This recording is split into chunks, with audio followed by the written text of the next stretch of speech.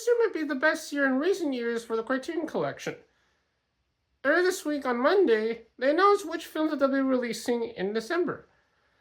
And I'm probably excited for most of the films that they'll be releasing this month, including an HBO concert special involving someone related to Talking Heads, as well as Tim Burton's first film being put in the collection.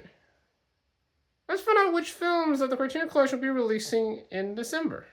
So we're now at the Criterion Collection's website, and for December, we actually have 6 films being released, with one of them being a re-release. And also, almost all of them do have 4Ks, but one of them is a Blu-ray only. Now, they probably might, actually by the time I actually release this, which will probably be this Friday, they're currently doing a sale on 4Ks, which means that also that the film that they apparently announced are also going to be included in the sales, so you can actually, because since pre-orders are included with these types of sales, and I pre-ordered a film that is about to probably release already, the Criterion Collection edition of Flow, which found out it actually does have shiny packaging in it. I mean, so it's kind of fits the vibe of the film, so it's probably going to look great at least. So of course, the first film we're going to go through is probably one that I'm probably very excited about, and that is Emeric Utopia, which is the musical that the lead member of Talking Heads, David Byrne, apparently did actually just before the pandemic began, and great news that it was actually filmed a month before the actual pandemic happened. Now, originally this actually aired as an HBO concert special, and I actually saw it when the time it aired, which was the fall of the same year. Now, it's directed by Spike Lee, who, as you probably know, is probably a big fan of the group, and apparently as well too. Apparently also declared actually that concert film that involving Talking Heads, Talking Heads Stop Making Sense, was probably his favorite concert film, probably also the greatest concert film of all time. But as you could, well, I mean, at least for recent years, probably The Years 2 is probably the best concert film recent years, both of all time. You could probably say that Talking Heads Stop Making Sense is actually the greatest concert film of all time. Which, as you see over here, here we have the A24 release, which includes the film being remastered, which was first shown in IMAX actually about 2 years ago. They celebrated the 40th anniversary of the concert film, and I'm actually interesting because the first time I kind of saw that concert film was actually on the Criterion channel, apparently in the summer of the same year, and then but I first heard of it actually when I found out that apparently the concert film was actually the film that led to Bernardo Bertolucci ask David Byrne to actually do parts of the score of The Last Emperor, which would later apparently get Best Picture at the Academy Awards, and yeah, I mean, it's when I kind of saw it, I was kind of thinking that this might have also inspired Arcade Fire, which right now apparently that band is apparently done, especially because of the lead member of that band. But I mean, when I saw Emeric Utopia, apparently it was but he kind of actually thought that somehow that well, actually the band reunited, because actually before that apparently the musical apparently performed on Saturday Night Live, apparently just about a month before the pandemic happened, and they also they performed some of the songs that are seen in the musical, but I mean, but here it's kind of watching it, it's kind of how when I watch a Paul McCartney concert where he's kind of doesn't he kind of distances himself from the band, because I know when the band was making music, apparently they had some creative disagreements that kind of led to them ending. Although they kind of still kind of came together at various times when they get Lifetime Achievement Awards, and of course when Talking Heads Stop Making Sense was re-released, where they all went to the premiere of it at the Toronto National Film Festival, where apparently Spike Lee also did a QA for it after it was shown, like at the film festival, and also as well as many IMAX theaters, apparently around the world. But he also as well too, even but yeah, I mean, like it. The Talking Heads that was actually directed by Jonathan Demme, who you probably also know, also made The Science of the Lambs, and it does have that kind of vibe of that film, but also you kind of see like David Byrne kind of like doing things and like playing with a lamp and also wearing a very huge suit, his signature suit that he kind of wears. He also wears the same suit well in American Utopia. I mean, but also I actually made a review of the concept film for the former students newspaper Douglas College, the other press, which I'm going to show. Yeah, there's a little bit of a scene from it. But when you actually, I said that somehow that when you watch it, you should only see like David, two dancers, and his band. It's kind of like a little like, and then kind of quoted something from the concert film where I said like, or kind of like something like with the subheadline of the review, making connections face to face is better. And then I gave it like 4 out of 5.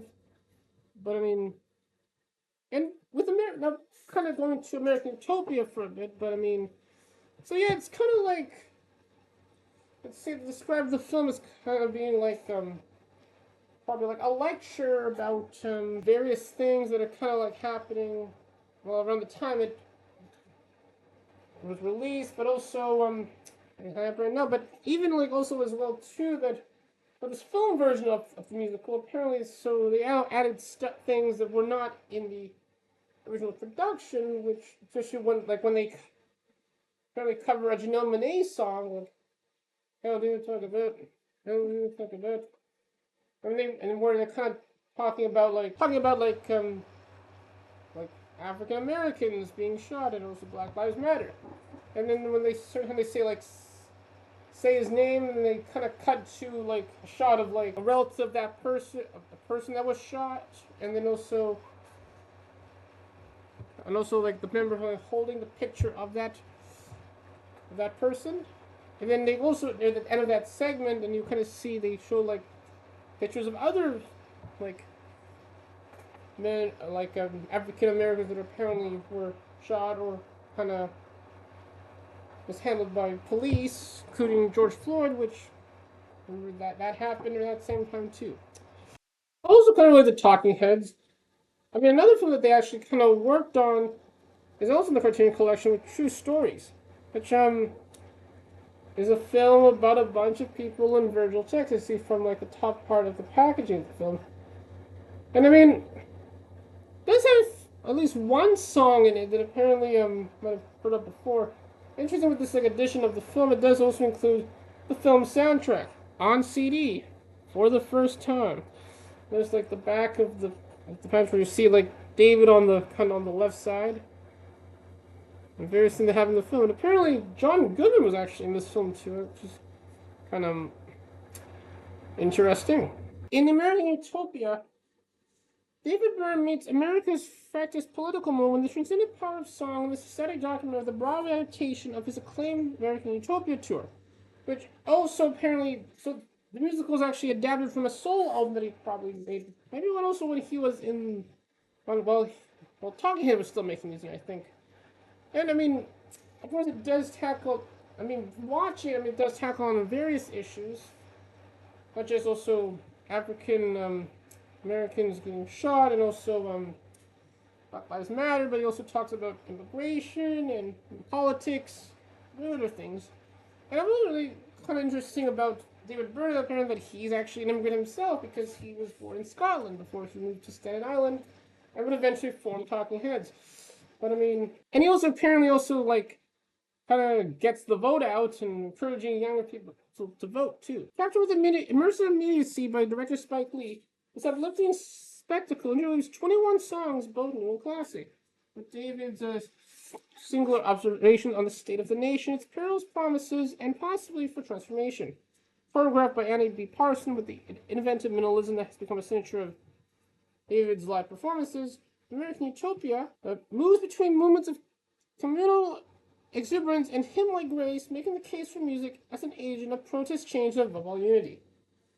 And actually, with this cover, it kind of has the vibe of the actual musical, where you have like little production art of the film, and like also with the various like props you kind of see throughout the film, including the also the little things that are on the table you see in the beginning of the film, which But also, fun fact: one of the people in the band, who apparently in the film who plays like the bongos, apparently is from Canada too. So you get a little bit of Canada in this film, which apparently his band in the film has kind of like consists of musicians from around the world.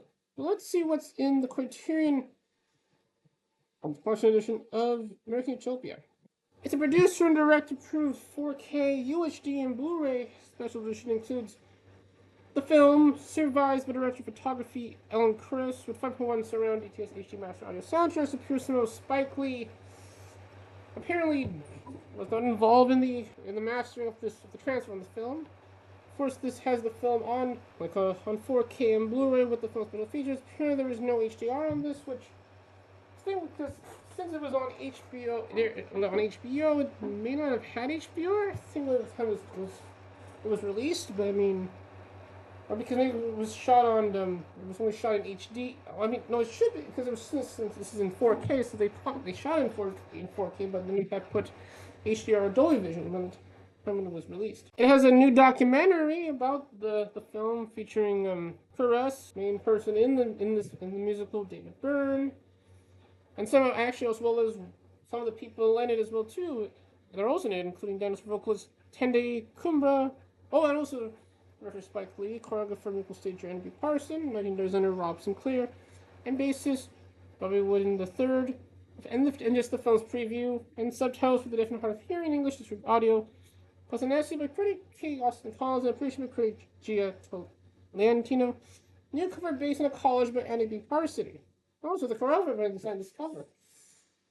But so it doesn't have a lot of new special features, only that it just has a documentary about the making of it. But I mean, it'll be kind of nice to see this on Blu-ray, which for sure will be better than when you watched it on streaming when the first time it was aired. But now to the other big film that apparently they're also releasing apparently in December, and that is, and this is actually a big surprise, Pee-wee's Big Adventure, which it's kind of just when there was a documentary about Paul Rubens plays Pee-wee Herman, Pee-wee Herman as himself, which of course also recently got a few Emmy Awards this year. But an interesting thing about this film is that this is also Tim Burton's first film.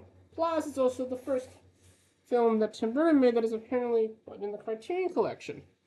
And for the record, I didn't see any of the films on Pee-wee Herman, but apparently it's gonna be a fun watch, kind of seeing that film, and also seeing how like Tim Burton kind of evolved from this film to what he's doing now. So let's find out what's in the Criterion edition of Pee-wee's Big Adventure. One of the most eccentric comedies in the 1980s, Pee-wee's Big Adventure is a pop culture touchstone that helped make a manic oddball named Pee-wee Herman, the creation alter ego of actor-comedian Paul Rubens, into an icon for outsiders of all ages. It also established the distinctive style of director Tim Burton, whose eye-popping visual senses are on full display. And this is for a feature film. Following the gleefully irrelevant Pee-wee as he embarks on a road trip to recover his beloved stolen bike, the movie unfolds with the antique invention of a live-action cartoon combining a gallery of merrily wacky characters, colorful and kitschy Americana. It's a real flight of fantasy joyously uninhibited piano declivity in the spirit of childhood. So the special features of the Criterion Collection edition of Pee-wee's Big Adventure include a new 4K restoration supervised and approved by Tim Burton with 2.0 surround DTS master audio, also with a 5.1 surrounds, as well too an audio commentary with Burton and film star and co-writer Paul Rubens, an audio commentary by composer Danny Elfman, who apparently did the score on this, and also like most of Tim Burton's films, over a music-only section of the film. A new interview with Burton and actor filmmaker Richard Ayoade, who has been seen in various things, including a few things related involving like Wes Anderson, including like Henry Sugar and Three More, and also recently the Phoenician Scheme. New interviews with the other co-writer of the film, Michael Verhoeven, editor Billy Weber, production director David L. Snyder, producer Richard Everson, conducted by. Also an interview with Paul Rubens, Prison 5, and extras from the 40th anniversary screening of the film presented by Nostalgic Label, and hosted by comedian Dana Gould. Releasing the film, the film's preview, with subtitles for the deaf and hard of hearing, plus an essay by radio and podcast host Jesse Thorne, new cover by Luigi Olivadotti, which I mean, kind of fits the vibe of Pee Wee Herman, but I mean, like, I know some people didn't like it. It has a little like crayon drawing, but I mean, like, also feels very Tim Burton too. I mean, this is something I could possibly get too. Now, the next film that they also announced, apparently, a film that I actually heard about when I saw the documentary about Michael Powell and Emeric Pressburger, which was hosted by Martin Scorsese, where it's kind of like going through like a master class of the films of Michael Powell and Emeric Pressburger, where they made films like The Red Shoes, The Tales of Hoffman, and The Black Narcissus, which are like probably classic films, and but also big influence also to Martin Scorsese, who would later like kind of marry work with Michael Powell's wife Thelma Schoonmaker on the editing of his films. Well, in the documentary, they do mention a film that kind of makes me want to see. I mean, I also kind of want to see more of like the films of Michael Powell and Emeric Pressburger. So the film they were mentioning in the documentary is the film called "I Know Where I'm Going," which kind of might be like a melodrama about a woman and like kind of growing up and apparently kind of like what she wants to do with her life. Love flourishes in the Scottish hybrids in this windswept enchantment from British cinema's most passionate visionaries, Michael Powell and Emeric Pressburger. I Know Where I'm Going declares headstrong, upwardly mobile Joan Webster, onward to marriage to a wealthy industrialist, until her carefully plans are blown away by a raging storm that leaves her stranded on an island off the Scottish coast. The dashing naval officer, shot in eternal black and white that enhances the almost mythical air of its setting, a folkloric world where legend and still hold its way. This beloved romance is one of cinema's most famous experience of the external conflict between the head and the heart. The special features of the Criterion edition of this film includes a new 4K digital restoration by the BFI National Archive and the Film Foundation, supervised by filmmaker Martin Scorsese, editor Thelma Schoonmaker, and Express Marvel soundtrack, an edit comedy featuring film star Ian Christie, an introduction by Martin Scorsese with a restoration demonstration featuring commentary by Thelma Schoonmaker. So, which is new, so I mean, and it kind of makes sense for Martin Scorsese to kind of introduce it because I mean, he's a big fan of Michael Powell and Emeric Pressburger, so and also you got a Schoonmaker kind of demonstrating how they restored the film, which I mean, those special features are kind of cool, where you kind of see how they were able to restore it and make it kind of like it was kind of released today. And since this is in 4K, this is a little better than when it was first released. Like behind the scenes skills narrated by Schoonmaker. A documentary of visiting the film called I Know Where I'm Going, revisited from 1994, directed by Mark Cousins. A photo essay by writer Nancy Franklin's political introduced in the film. Some movies from one of director Michael Powell's Scottish expeditions, narrated by Schoonmaker. Full stuff for the deaf and hard of hearing, plus an essay by critic Imogen Sarah Smith. New cover by Tindin. So this actually has a lot of like new special features, and this is something I probably would want to get. I mean, I might get this probably in a future sale. So let's see what we got left.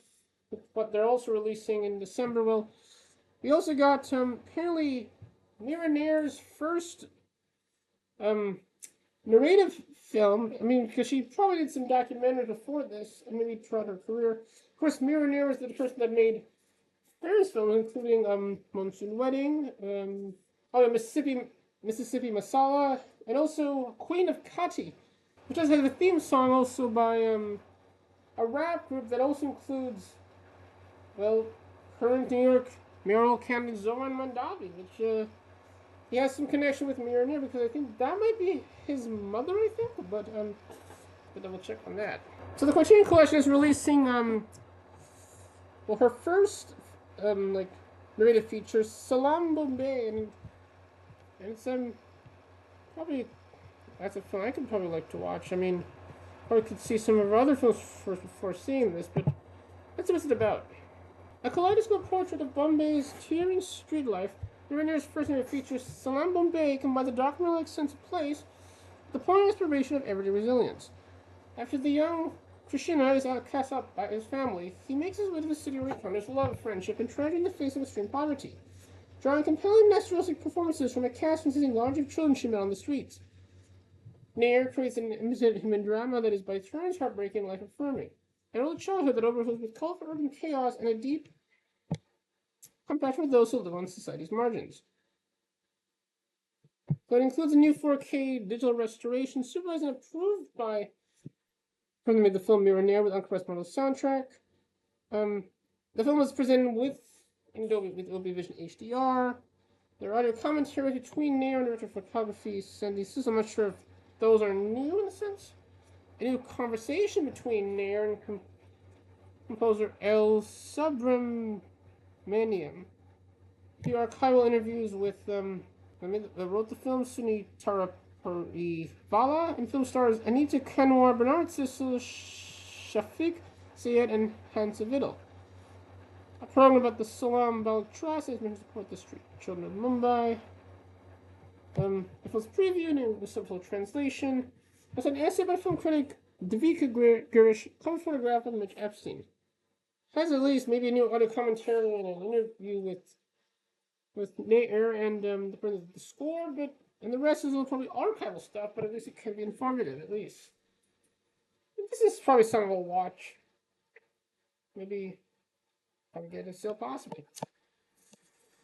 And then the last new film that is being put in the collection in December, and this one might be something that's probably very Criterion, it considered kind of maybe important in the history of film. That film is Return to Reason, which is a collection of 4 films by Man Ray. And so apparently found out these are like short films that were kind of made in like the 1920s, and they might have been influenced a lot of directors actually, and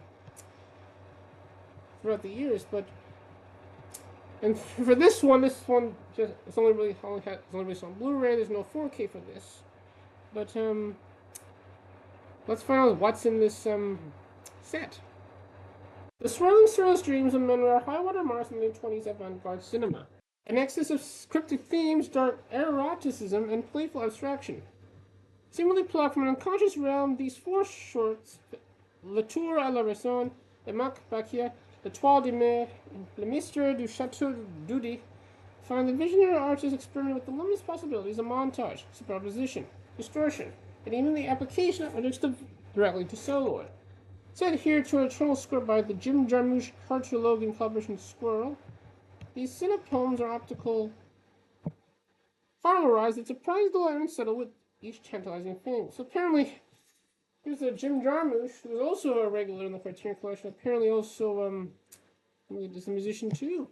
I mean, he did make that documentary about the Stooges, and I mean, and he does also music's kind of also important in his like the films of let's say of Jim Jarmusch. Apparently, he was also probably inspired by Yasujiro Ozu, which except his films kind of don't look like Yasujiro Ozu, and I mean, and there's also more films from Jim Jarmusch that they yet to be released, especially like Patterson, a film that he made with Adam Driver about a bus driver who's a poet, which I mean, I want to see that, and though that was also a film show at the Cannes Film Festival, so it might be put in the Criterion Collection maybe in the future. So the Criterion Collection like addition to this film includes a new 4K digital versions of all 4 films, featuring a score by Squirrel within 5.1 surround DTS HD master audio, interview with the members of Squirrel, including Jim John Moosh and Carter Logan, a concert from 2023 featuring Squirrel performing its semi-improvised score to the films. So it's pretty much the films, but with a live score, or you can hear with a studio recording on the main film. The film's, well, the preview of this collection, and an essay by author Mark Polozzi. So, and then new cover by Fred Davis. So I mean, this would be like one of those titles that are for sure like educating yourself about history of cinema, which this would something I'd probably watch at some point. But I mean, can be also avant-garde too, both in case of the visuals, but also the music. And then the last film that they're not going to release in December is actually a re-release of a film that already in the collection already. It's the Howard Hawks screwball comedy His Girl Friday, starring Cary Grant and Rosalind Russell, which now it had a 4K release also as well earlier. It was put in like one of the Columbia Classics box sets, and so I mean, now of course if you're a big fan of Cary Grant or Howard Hawks, you probably would, but you don't have the original Blu-ray, so this is probably something you could get. And obviously, apparently the special features on this will be the same as the as the previous Blu-ray release, which actually a lot of special features. Plus, as a bonus, another film kind of having connection with this film called The Front Page. So for the 4K re-release, it has a 4K digital restoration of the film with a corresponding soundtrack presented in Dolby Vision, but also has 2 Blu-rays with the film, the front page, and the special features. For the front page, it consists of a 4K digital restoration made from a recently discovered print of director Lewis Melson's preferred version with uncompressed mono soundtrack. Interview with David Byrne, who is really probably one of the experts on, let's say, on like film styles. I mean, he even was like one of the people that wrote probably a mandatory textbook on filmmaking. A few oral Bible interviews with Howard Hawks in the film. A few featurettes about 1996 about Hawks and film star Rosalind Russell. A readaptation of the film from 1940. A program about the restoration of the front page. A program about playwright and screenwriter Ben Hitch, but also readaptations of the front page from 1937-1946, film's previews, and English subtitles for the deaf and hard of hearing, plus an essay on His Girl Friday, and the front page by critics Florence Smith Nim and Michael Srego, and a cover by Randy Glass.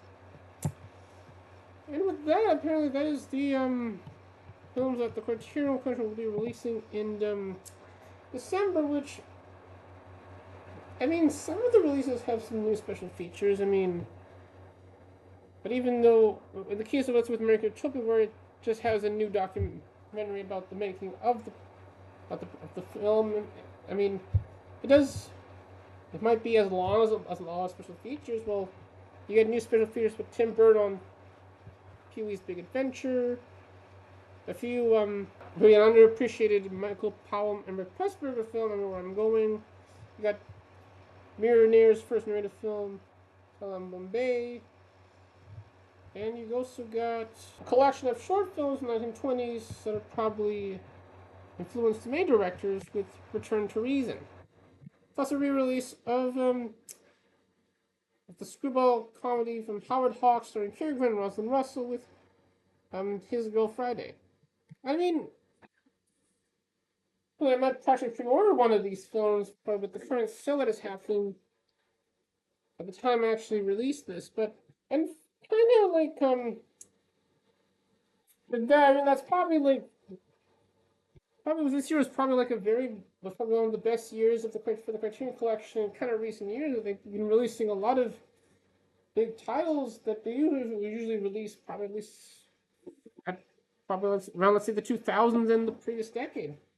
First, they released well, the film that got Best Picture, I can't remember this year, in Nora. There's also the there's like a Godzilla film early as well too, and they even also re-released a lot of their films, including like they re-released Bird Dreams, and The Breakfast Club, and also Seven Samurai, which apparently looks good and funky too.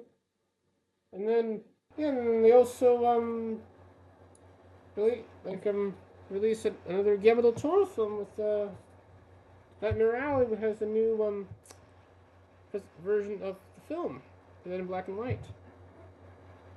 But actually, one more thing. Apparently, so there's been a little update to some films that are apparently released in this month. In this case, this involves like the Wes Anderson films that are apparently released this month, which include, well, The French Dispatch and Isle of Dogs, which apparently like revealed what the design of the packages of those two films are going to look like, which they are in digipacks, and it's kind of expendable in what they're going to consist. With Isle of Dogs, I mean, there's actually a picture of what it will look like, which is only for the 4K version, so I have to just get the 4K. But this, so it does have like there's the design of the digipack. There's the poster that was of the painting you kind of see on the cover. There's maybe the booklet and the disc, which kind of has like them on par with the film. And then here's the same thing for the French Dispatch, which, as expected as well, I was thinking that that the booklet in this edition will probably include like, will be actually presented in the style of, let's say, an issue of the magazine in the film. And there's a digipack and a poster consisting of all the covers that are probably seen in the film. But what are your thoughts on the films that the Criterion Collection will be releasing in December? And do you think that this year was probably the best year in recent years for them? Well, you can put your thoughts in the comments, as well as also like the video and also subscribe to my channel, where I'll probably talk more about film and things related to the Criterion Collection. With that, I'll see you later. Bye, everyone.